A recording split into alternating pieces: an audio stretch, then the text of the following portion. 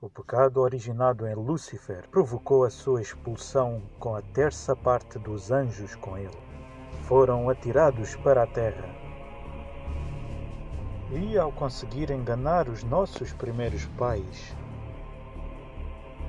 as consequências chegaram até aos nossos dias, trazendo ao nosso mundo a separação de Deus, deixar de fazer o bem, perdendo a fé, transgredindo a lei moral. E tudo isto a começar pelo nosso nascimento.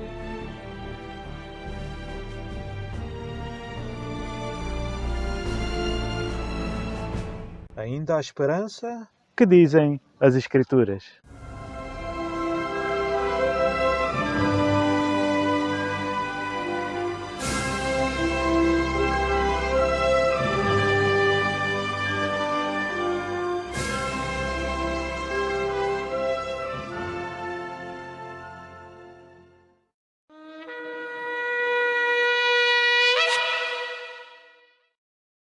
É a ciência da criogenia, que é uma técnica de manter cadáveres congelados a fim de ressuscitá-los no futuro.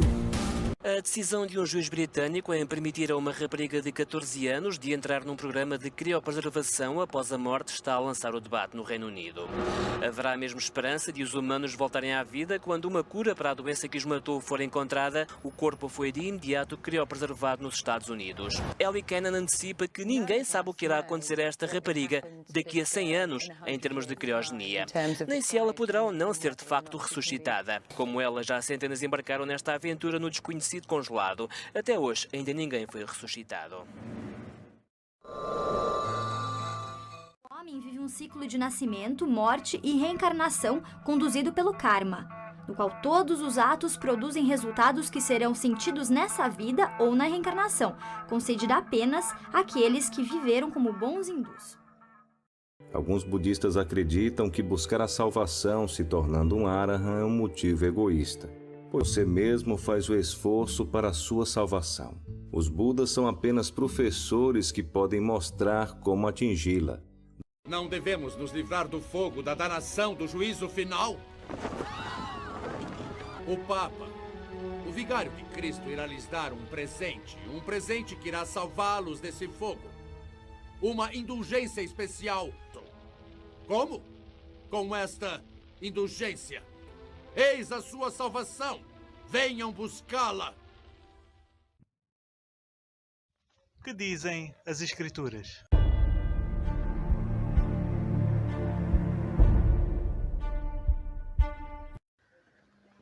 O vídeo de hoje nos pergunta se ainda há esperança.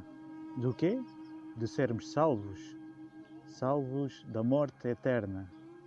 Quantos pecaram durante toda a história da humanidade? Pelo que, como por um homem entrou o pecado no mundo, e pelo pecado a morte, assim também a morte passou a todos os homens, por isso que todos pecaram. Todos pecaram, incluindo os grandes personagens bíblicos também.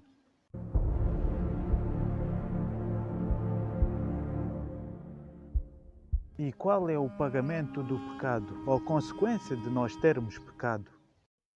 Porque o salário do pecado é a morte, mas o dom gratuito de Deus é a vida eterna, por Cristo Jesus, nosso Senhor. O pecado paga-se unicamente com a morte, morte eterna.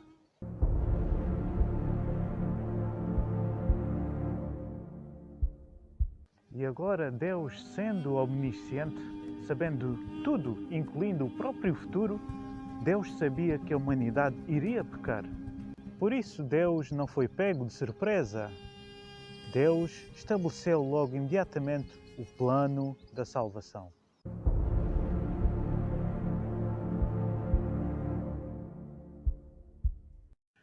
E esse plano salvífico foi anunciado logo a Adão e Eva assim que eles pecaram. E o Senhor fez túnicas de peles para Adão e sua mulher e os vestiu. Vestimenta de peles. Um verso um tanto confuso, não acha? Então, acompanhe no seguinte raciocínio. Quando Adão e Eva pecaram, perceberam que estavam nus. Então costuraram folhas de figueira para se cobrirem. Mas Deus fez algo bem melhor. Para as suas vestimentas, peles de animais. Isso mostra que um dos animais teve de ser sacrificado para dar essas vestes a Adão e Eva.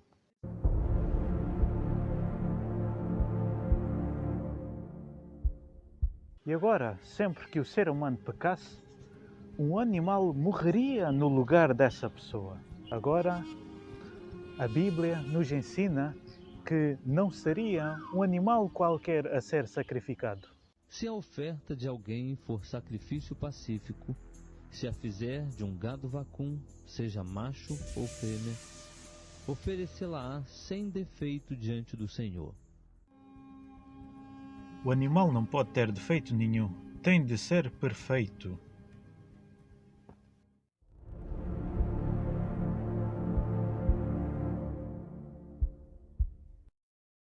E pondo as mãos sobre a cabeça do bode vivo, confessará sobre ele todas as iniquidades dos filhos de Israel e todas as suas transgressões, sim, todos os seus pecados, e os porá sobre a cabeça do bode, e enviá-lo-á para o deserto, pela mão de um homem designado para isso.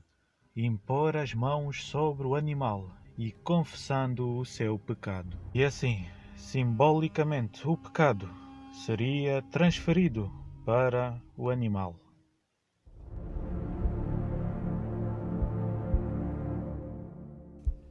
Ficando o homem sem culpa e o animal carregando a sua culpa.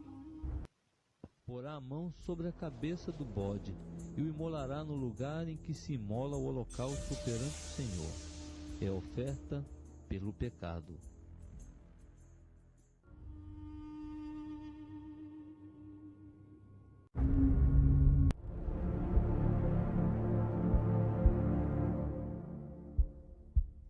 Você deve estar a perguntar, por que um animal?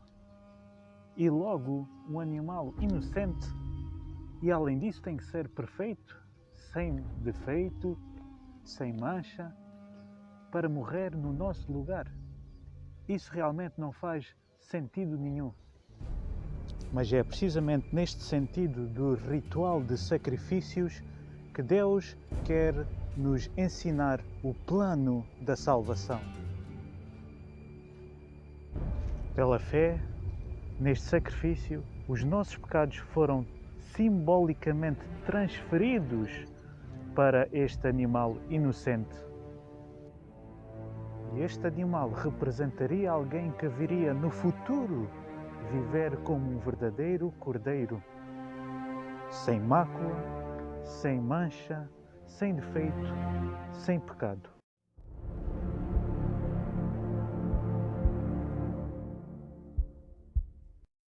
E agora, a grande pergunta: quem é Ele?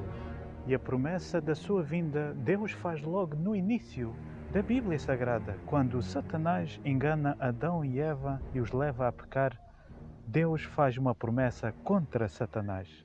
Ora veja.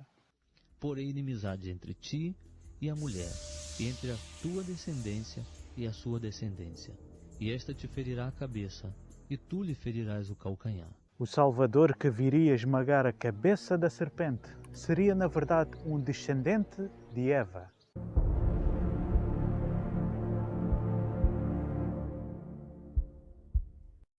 Eva, ao saber que o Salvador seria o seu descendente, Eva pensou que fosse já o seu primeiro filho.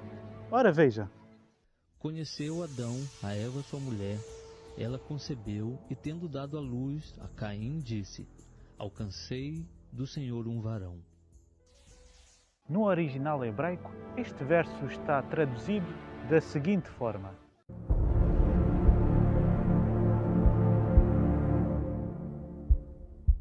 estas são apenas palavras de Eva, com a esperança de que o Salvador, o Messias, fosse já o seu primeiro filho, Caim.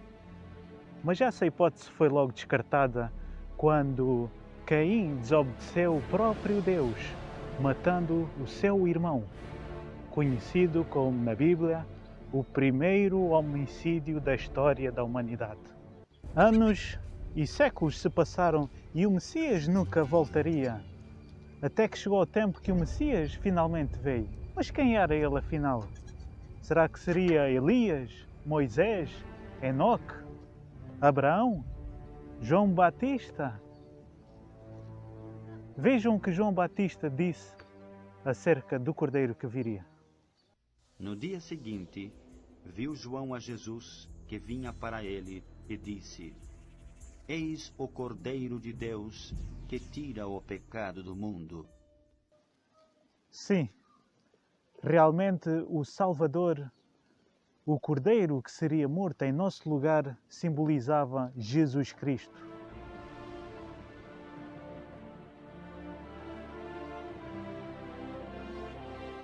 E através dele estaremos novamente ligados a Deus e viveremos para sempre e felizes eternamente. Eu convido-lhe a assistir o próximo vídeo que falará acerca desta pessoa maravilhosa que deu a vida por mim e por ti. Não perca o próximo vídeo.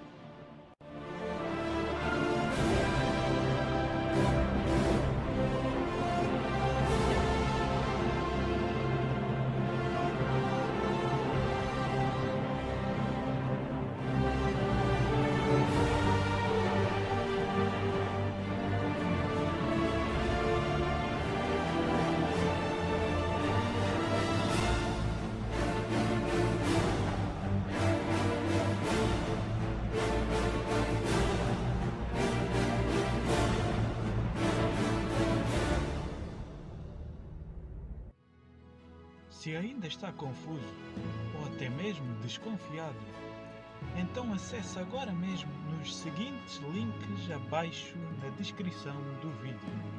Poço da Escola Sabatina. Aqui vai entender como a morte de animais e todo aquele sistema sacrificial apontava para alguém que viria no futuro. Evidências candidatos a Messias. Nos dias de Jesus apareceram várias pessoas que pretendiam ser o Messias. Mas quem foram eles? Será que algum deles é o candidato a verdadeiro Messias? Semana Santa, sexta-feira. Sermão direcionado ao sacrifício do verdadeiro Cordeiro, que cumpriu todas as profecias nas Escrituras. Saiba o porquê que é chamado tradicionalmente o dia de Sexta-feira Santa. Porque Jesus morreu por minha causa. Assista a esta curta reflexão de apenas 4 minutos. Afinal, Jesus não morreu apenas por Ele mesmo? Morreu por minha causa? Também será que Ele morreu por sua causa? Por quê?